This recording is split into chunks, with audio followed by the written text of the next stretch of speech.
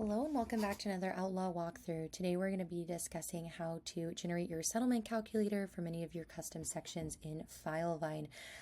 This is, when I say custom sections, I mean static sections, collection sections, things like your case summary, your settlement section, negotiation section, all of those will work. If you are using the current yield section to generate, this is a different video that you'll need to watch for that, as it's a little bit different functionality wise. So if that's you, go ahead and stop, go find the other video that I have recorded. But if you are just here to learn about how to generate your settlement calculator from one of those sections that I mentioned, or wherever you have it in your Filevine, we'll go ahead and jump back into it.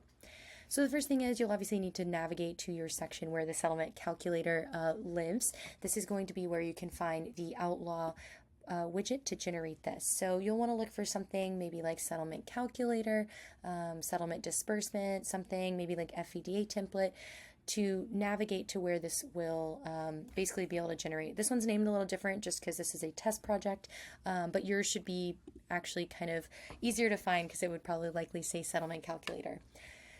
From there, you're going to select your template. You should only have one settlement calculator. In some instances, you might have additional ones, which is fine.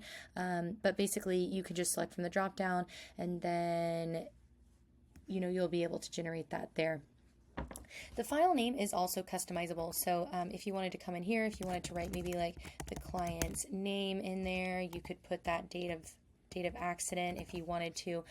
Any of that you can customize, and then you can hit generate, and basically that will start generating your settlement calculator or disbursement sheet for the client. I've already previously ran this one just so it would be waiting for us for the training, so you can kind of see what it would look like. It's going to have your letterhead here up at the top, and then basically it might look a little bit different because you could have had additional customization that you opted in for, but this is the base template, so it might look a little bit different, but the functionality is the same. You'll probably see the project client and the incident date pulling in at the top, and then you'll have your summary of the settlement. So over here, we can see that all of these fields are pulling in from our Filevine. If we click in, we can see we're pulling in total settlements, the attorney's fees, all of that information is populating. So we have a $100,000 settlement, 40% fees. We're taking about $40,000 for the attorney's fees there.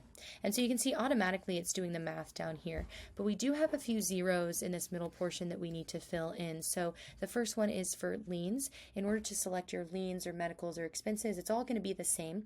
But basically you would need to click in here and select your liens.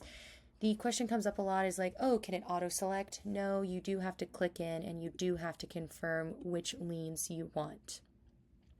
You can see as soon as I did that, it is totaling all our liens. There is only one, so it's only pulling in that one figure.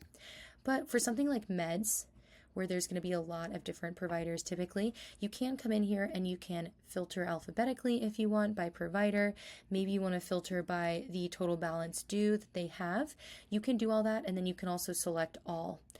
In some cases, you might just want to select a few providers and then hit update. You can do that as well. For this, we're going to go ahead and pull them all in. You can see when I'm pulling it in, all of those medical providers are updating up here. So we have that 98,000 here. Now you can see that this test provider, we did not put in information. So if you accidentally generated this without entering information in Filevine, but you don't want to have to go back, re-put this in Filevine, this will update to your collection section. So we can say the final balance for this provider is $100. And you do have the option to sync this back to Filevine if you want to. So it'll automatically update your collection section for test provider, and it'll sync those updates for you.